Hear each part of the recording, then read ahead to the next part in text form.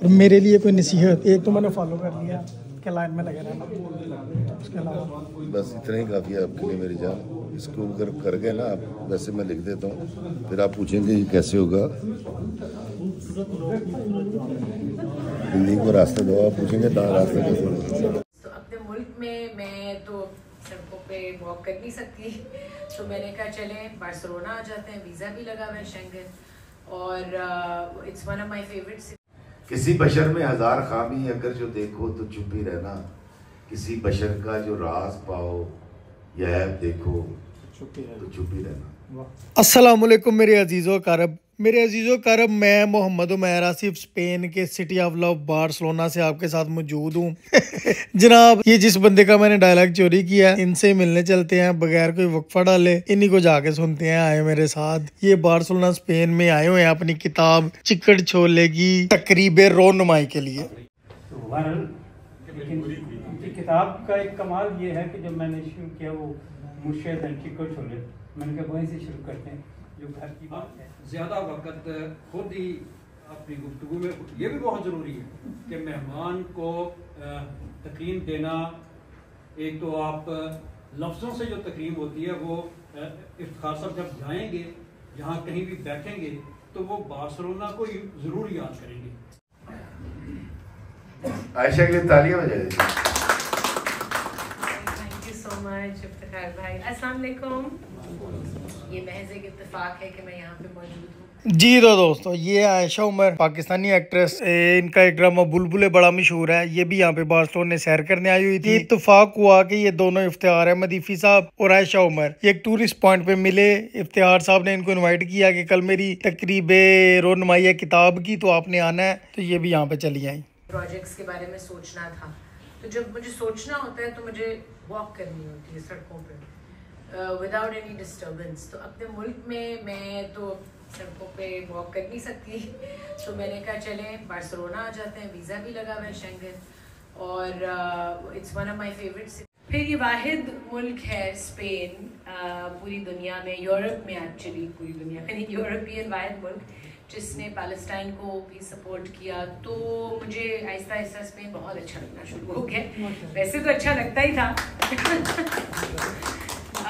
तो मैंने आ गई, रैंडम प्लान था ना, मेरी कोई इंस्टा स्टोरी लगी हुई है कि किसी को पता चले मैं यहाँ पे हूँ।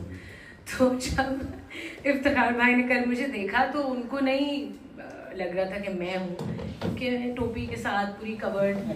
तो उन्होंने कहा आयशा आप, अस्सलाम वालेकुम। आई वाज लाइक जी, किसने पहचान लिया मुझे? तो फिर इनके साथ जो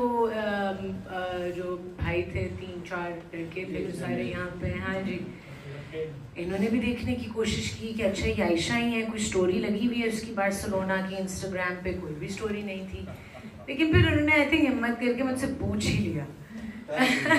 हाँ कर लिया। उन्होंने कहा thank you so much for having me.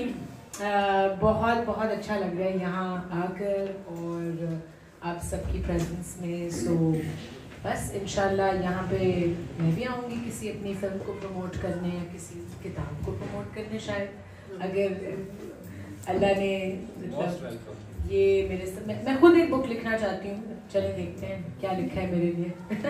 Thank you so much, thank you. जब शोबिज़ में आया था मैं बहुत खूबसूरत था, मेरे पूरे बाल थे, और मैं समझता था कि सबसे ज़्यादा खूबसूरत, सबसे बड़ा एक्टर, क्योंकि मैं वो एक्टर हूँ जो बाकायदा ट्रेड एक्टर है। मैंने गोयते इंस्टीट्यूट से 2 साल का डिप्लोमा लिया था, और फिर मैं रफ़ी पीर थिएटर के साथ पहली परफॉर्मेंस प्रेसिडेंट ऑफ पाकिस्तान के सामने थी, फजल लगारी साहब के। और फिर मैं जब इंडिया, अमृतसर, जलंधर, लुधियाना, पानीपत में सारा national school of drama NSD, जहाँ से मनोज वाजपेयी और ये अमिताभ और शाहरुख की जहाँ थिएटर किया करते थे, मैंने वहाँ से अवार्ड लिया। तो मेरा ख्याल था कि मैं आया हूँ और मैं फतह कर लूँगा, ढा देंगे सारे ਨੂੰ। लेकिन आप यकीन कीजिए कि जब मैं PTV गया तो पहले तो महीनों मुझे बाहर खड़ा रहना पड़ता था। हम PTV के अंदर नहीं जा सकते थे क्योंकि एक ही इदारा था। और मैं गरीब का बाहर मोटरसाइकिल के उत्ते आना, 7 रुपए की शेव करा के, 18 रुपए का पेट्रोल पा के बाहर खलोते रहना। तो जिस एक्टर ने गुजरा, नैयर एजाज, इन सबसे दोस्ती हो गई थी। तो कह रहा आ नहीं रहा, बस तुम चलो मैं आ रहे हैं, मेरा नाम ही नहीं है, मैं तो कैसे जाऊँगा। तो वो तकलीफ से गुजरता था उस पीपल के दरख्त के साथ खड़ा होके, और अंदर से रो रहा होता था लेकिन ज़ाहिरन में हंस रहा होता था। ज़रूरत फ़कीर की पूरी हो जाती है लेकिन ख्वाहिश बादशाह की भी अधूरी रह जाती है। बिलखुसूस आप लोग जो ओवरसीज़ हैं, ये यकीनन ज़रूरतों के ज़ेर असर आके और कुछ ख्वाहिशों के ज़ेर असर आके माँ प्यो, पिपला दी छा, अपने खेत खलियान, अपने हमसाए, चाचा चीदा, खूं, चिकड़ चोले, लाहौर के थड़े छोड़ के आते ना, तो वो जो दूरी है वो आपको वतन से दूरी, अपनों से दूरी वैसी आदत सूफी कर देती है। फिर अल्लाह ने आपको एजाज़ दे रखा है, आप जिन मुल्कों में रहते हैं उनकी करेंसी तगड़ी होती है, तो मेरे ऐसे बेताशा अपनी तकलीफ़ें आपको बताते हैं। किसी ने बेटी ब्यानी होती है, किसी ने ट्रैक्टर लेना होता है, किसी ने कुछ और करना होता है, तो यहाँ आकर अल्लाह ताला आपका हाथ भी यहाँ ले आता है। लेकिन एक जगह पे आप बड़ी गलती कर जाते हैं, जो मुझे अक्सर, मैं ओवरसीज़ में PhD हूँ, मेरे बेताशा दोस्त हैं, वो कहते हैं यार मैं उन्होंने ना किया, वो यार शुक्रिया नहीं अदा कर सकता, एहतराम ही कर लेंदा अपनी तीले ब्याह, कुछ भी छोटी सी डिमांड आपकी तरफ से देते वक्त आपका हाथ ये होता है, अगर आप उस वक्त उससे शुक्रिया भी मांग रहे हैं तो हाथ यहाँ आ जाता है। तो आप देख लीजिए, आपको देने वाला रहना या लेने वाला बनना है। क्या बात। किसी बशर में 1000 खामी, अगर जो देखो चुप रहना। किसी बशर में 1000 खामी, अगर जो देखो तो चुप ही रहना। किसी बशर का जो राज पाओ या ऐब देखो तो चुप ही रहना। अगर मुनादी को लोग आए, तुम्हें कुरेदें तुम्हें मनाएं, तुम्हारी हस्ती के गीत गाएं, तुम्हें कहें कि बशर में देखी बुराइयों को बयान कर दो तो चुप ही रहना। जवाब ये है, दलील ये है, ज़ईफ लम्हों की लफ्ज़िशों को, हराम नातों की कुर्बतों को, हमारी सारी खबासतों को, हमारी सारी हिमाकतों को वो जानता है, वो देखता है, मगर वो चुप है। अगर वो चुप है तो मेरी मानो वो कह रहा है कि चुप ही रहता।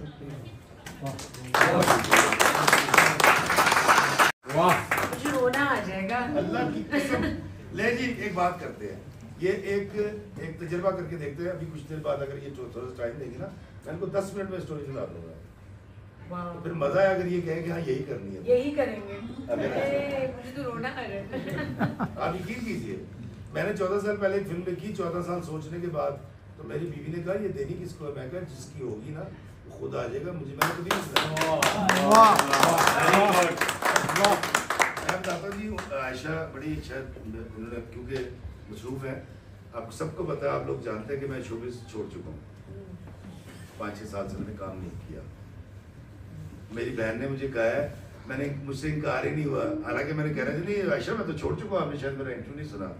तो मैं अपनी बहन के लिए छोड़ ही चुके हैं जी, मुझे निकाल दिया गया है। क्यों? काम नहीं मिला ना मुझे, और मैं क्या करता, बच्चे पाल लेना। तो लिख तो रहे हैं ना। बिकेगा नहीं ना। क्यों नहीं बिक रहा था ना। क्यों? क्योंकि वो कंटेंट वो है जो आप, वो लोग कमर्शियल चीजें चाहते हैं। नहीं, मैं तो कुछ भी लिखने के लिए तैयार था। तो फिर मैं उसको खुद स्टैंडर्ड का बना लेता हूँ, कभी ऑफर ही नहीं आई ना। आप तो आप समझ सकती हैं ना, बड़ी सजा मुझे काम नहीं देगा तो मैं किसके लिए लिखूंगा? आप पे लेके रखी जाना। ये लिखी भी है फिल्म में।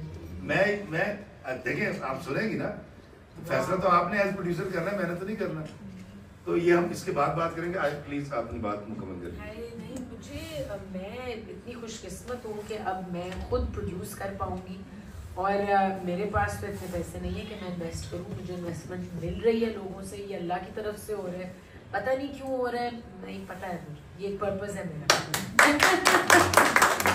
तो मैं सैयद जुल्करनैन शाह साहब एजाज़ी शील्ड पेश कर रहे हैं जनाब इफ्तिखार अहमद उस्मानी साहब को। बहुत शुक्रिया आपका। एक दे दो मनु बुक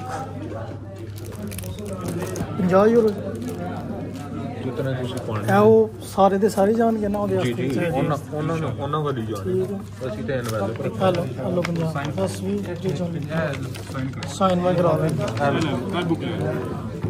ਉਹ ਆਦੇ ਤਾਂ ਸਾਰਾ ਸਾਰਾ ਦਾ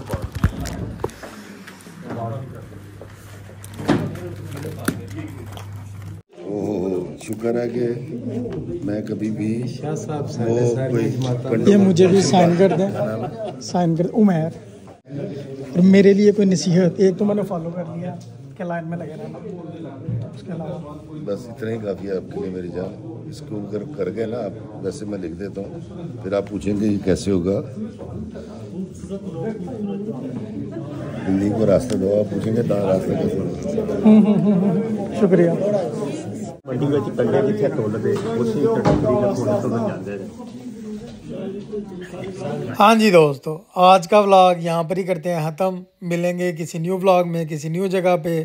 तब तक के लिए अल्लाह हाफिज़।